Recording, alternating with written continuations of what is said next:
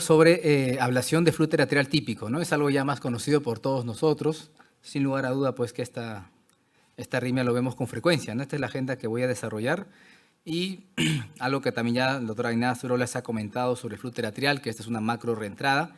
En el caso del flujo lateral típico es una macro reentrada que gira pues alrededor del anillo tricuspidio y que la zona lenta o crítica de esta macro reentrada o istmo se encuentra justamente en el istmo cabo tricuspidio, ¿no? En la aurícula derecha existe una serie de barreras anatómicas funcionales que obviamente predisponen al desarrollo de estas taquiarritmias y que pues son las que van a predisponer, evidentemente, si hay otros factores de riesgo al desarrollo de estas patologías. Y el electrocardiograma de un flujo lateral típico es importante que ustedes y todos debemos de recordar siempre, porque al identificar este trazado clásico, pues caracterizado por los dientes de sierra con ondas F negativas en derivaciones inferiores, como lo estamos viendo aquí, ¿no? En D2 de 3 a BF, positivas en B1 y negativas en B6, es lo que pues caracteriza a un flujo lateral típico, ¿no? ¿Y por qué es importante esto? Un flujo lateral típico antehorario en la cual pues el istmo cabo tricuspidio es la zona donde pues está el objetivo, donde vamos a tener que hacer la ablación en más del 99 o 98% de los casos. Muy bien, este patrón electrocardiográfico nos expresa una macrorreentrada que gira de forma antihoraria alrededor del anillo tricuspidio y donde el istmo crítico está puesto en el istmo cabo tricuspidio. Pero también hay otras presentaciones electrocardiográficas en donde esta macrorreentrada también utiliza el istmo cabo tricuspidio como istmo crítico, pero de forma horaria. Es el flujo lateral en este electrocardiograma en donde las ondas F son más positivas en derivaciones inferiores y son negativas y mediadas en la derivación V1, como lo podemos ver acá, miren ustedes, ¿no? Entonces, esto es lo característico del flujo lateral dependiente del istmo, pero que gira de forma horaria. Entonces, basado en toda esta información y los estudios clínicos que se han realizado, pues se ha visto que la ablación con radiofrecuencia de esta taquicardia macrorreentrante, en donde hay un istmo crítico bien definido anatómicamente, pues es la mejor opción terapéutica en estos pacientes, ¿no? La evidencia lo demuestra y las guías lo manifiestan así. Y es por esa razón que ustedes, como cardiólogos clínicos, deben identificar bien esos dos patrones electrocardiográficos de flujo lateral típico antehorario, con los dientes de sierra negativas en inferiores, positiva en B1, y el flujo lateral, pues, que tiene características de ser dependiente del istmo y de giro horario, con ondas F positiva en inferiores y negativas mediadas en V1. ¿Por qué es importante identificar? Porque la ablación es la terapia de primera línea en estos pacientes. No hay otra estrategia que pueda ser curativa en estos pacientes. La terapia a largo plazo, en este caso amiodarona o betabloqueadores, lamentablemente no tiene mayor impacto, al contrario, se asocia a mayores efectos adversos y complicaciones en los pacientes. Por lo tanto, la ablación con radiofrecuencia es la terapia de primera línea en pacientes con flujo lateral dependiente del istmo cabo tricuspidio. Y miren ustedes, acá les traigo evidencias, ¿no? Un metaanálisis realizado entre el año 88 y el 2008. Es importante poner la fecha, porque basada en esta información muestran resultados. La tasa de éxito agudo, 91%, la tasa de complicaciones, 2.6%, y la posibilidad de recurrencias en el tiempo llegaba hasta un 13%. 2008, no teníamos en los centros mapeo 3D. Casi todo era fluoroscopía. En donde el tiempo de fluoroscopía, miren ustedes, pues, y muchos que también seguro han estado en esa época, pues, los tiempos de ablación eran, pues, pasadas las 5, 8, 10 horas. Y pues el tiempo de radiación era también extremadamente alto, ¿no? Miren ustedes los catéteres multipunto, duodecapolares que colocaban sobre la aurícula derecha y los diferentes catéteres que se necesitaba y lo que se tenía en ese momento a la mano como tecnología, evidentemente, ¿no? Pero lo importante es que en esa época ya se entendía la fisiopatología de esta condición y claramente pues se buscaba como tratamiento la ablación con radiofrecuencia. Pero de la mano de la tecnología, con la llegada del mapeo 3D, pues este abordaje ha cambiado de manera significativa. En la actualidad nosotros en nuestro centro ya no hacemos ablación de flujo lateral típico con fluoroscopía. No utilizamos esta estrategia, hacemos todo procedimiento con navegador 3D. Y esto nos ha permitido pues tener resultados muy interesantes, resultados que obviamente están impactando en el beneficio de los pacientes. No solamente pues, en que podemos hacer cero fluoroscopía desde el año 2021, sino también que la eficacia de nuestro procedimiento ha aumentado de forma significativa. Nosotros hacemos una reconstrucción anatómica tridimensional de la aurícula derecha con el electrocardiograma que nosotros entendemos que sugiere ser dependiente del istmo cabo tricuspidio, definimos la anatomía, como ustedes pueden ver acá. Definimos por 3D la anatomía de la vena cava inferior, aurícula derecha, anillo tricuspidio, vena cava superior, seno coronario. Y luego hacemos un mapa de activación y vemos la secuencialidad en la cual esta arritmia se propaga. Y claramente vemos que se va a propagar de forma antihoraria alrededor del anillo tricuspidio.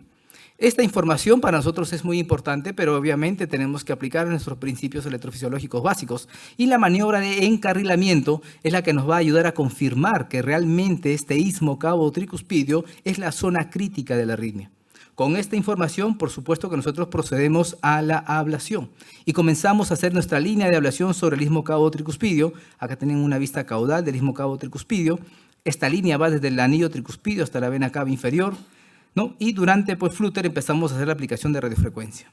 Nuestra tasa de éxito, 98%. Complicaciones muy bajas, cercanas al 0%. Y miren ustedes, el tiempo de procedimiento de 45 a 60 minutos con 0 fluoroscopía.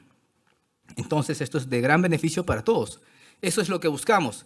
Y además, pues, cuando hacemos esta línea de ablación, nosotros tenemos que demostrar que con esa línea hemos logrado que en el istmo cabo tricuspidio no exista conexión, que se consiga realmente un bloqueo bidireccional, que a cada lado de la línea ya no haya paso de la actividad eléctrica.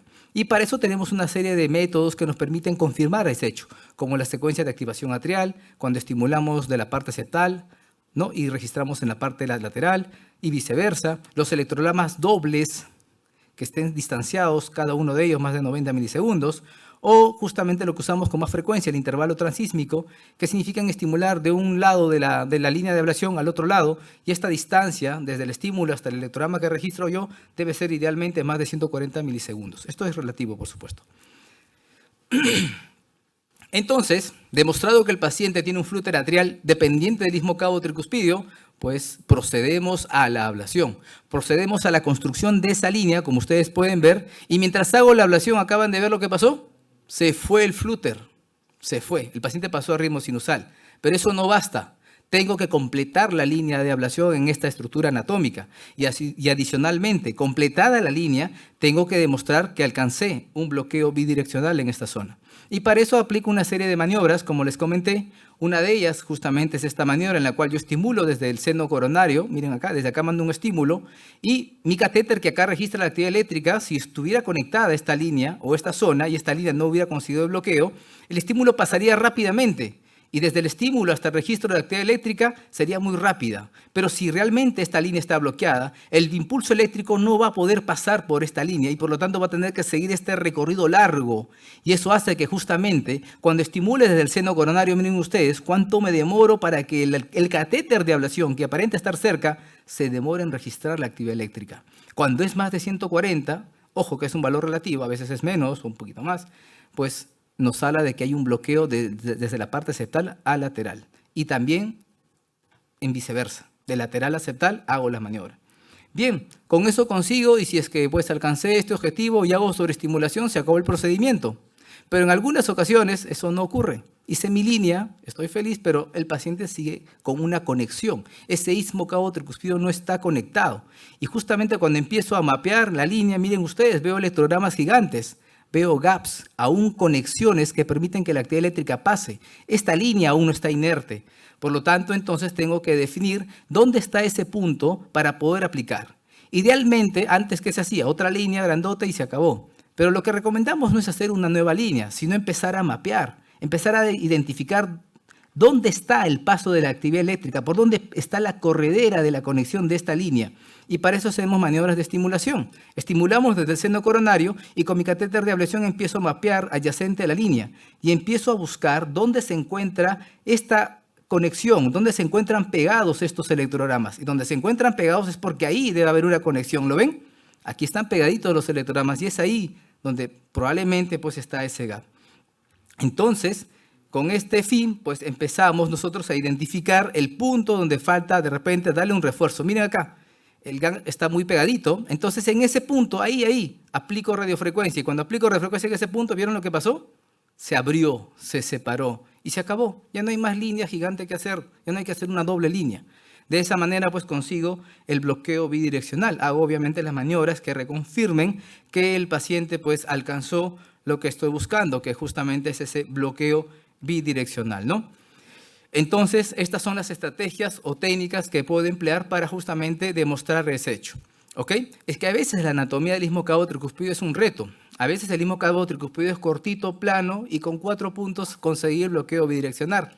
Pero en algunas ocasiones, como en este estudio, miren ustedes, pacientes cuando hacían estudios con fluoroscopía pasaban contraste, angiografía y pudieron identificar que hasta un 10% tenían unos pouch o depresiones en este camino, que dificultaba que cuando yo arrastraba mi catéter en ese lugar pues caiga, ¿no? Y generó una cierta irregularidad. Pero también se han hecho estudios en piezas anatómicas y se ha encontrado que la presencia de pouch está cercano a este dato que reportaron por angiografía, pero también se encontraron rebordes eustaquianos redundantes. Y los rebordes eustaquianos redundantes pues son esas válvulas que se encuentran entre el seno coronario y el istmo cabo tricuspidio. A veces son tan gigantes que realmente se convierten en un problema. Miren ustedes en esta imagen que les estoy mostrando de ecografía intracardíaca. Miren, obviamente esto fue un paciente que se le estaba haciendo una ablación de FA y también necesitaba hacerse una ablación de Flutter, ¿correcto? Y en esa ocasión, pues miren ustedes, el eco intracardíaco, ¿qué identificó? Que el istmo cabo tricuspidio, si bien era esto, existía este dedo, como un dedo, un reborde que correspondía justamente a este reborde eustaquiano redundante. Si yo avanzo mi catéter, voy a alcanzar hasta cierto punto ablacionar el istmo cabo tricuspidio, pero este ángulo de este reborde eustaquiano va a ser imposible. Acá tenemos una angiografía donde justamente se muestra la presencia de un pouch dentro del istmo cabo tricuspidio, ¿no? Bien, entonces la ayuda de la tecnología, la ayuda de la ecografía intracardíaca, por ejemplo, nos ha permitido identificar estas variantes anatómicas que son un problema para poder abordar a nuestros pacientes. Inicialmente era complicado, no entendíamos cómo podemos abordarlo. Con la ecografía intracardíaca nos dimos cuenta que con ciertas maniobras de la recurvatura del catéter, miren ustedes, si yo empiezo a ablacionar convencionalmente, la primera parte del istmo cabo tricuspidio voy a poder ablacionarla. Pero cuando esté por acá, este reborde no va a dejar que mi catéter entre en contacto, menos en esta zona.